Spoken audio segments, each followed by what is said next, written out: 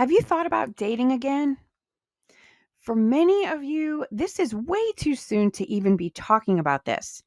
So if you're new to widowhood, keep in mind that me talking about dating here is in no way a suggestion that dating will be the answer to all of your problems, or that dating another person will magically make your grief just disappear. It doesn't work that way. Jumping into a new relationship will not fix your grief.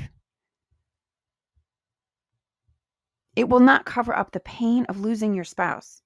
You really need to work on yourself first so that your heart and head are in the right place before you invite someone else into your life. And if you are there and in a better place, then maybe now would be a good time to consider dating again.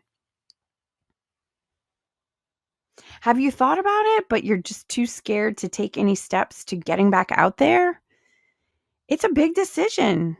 Really, dating as a widow is not always easy.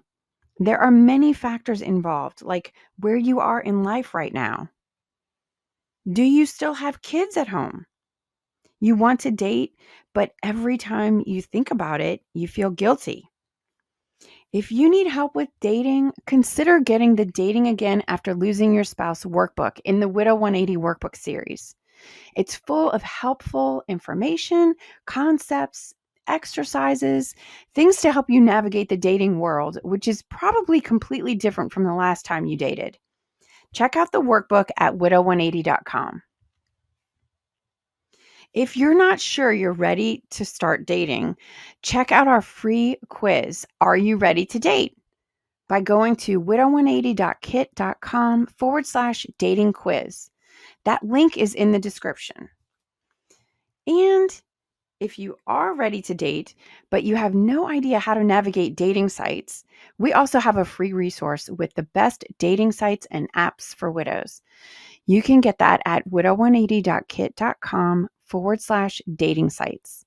Again, those links are all in the description. But your mission for today is to think about whether or not you're ready to maybe start dating again. Go and take the quiz to find out. That's at widow180.kit.com/dating quiz.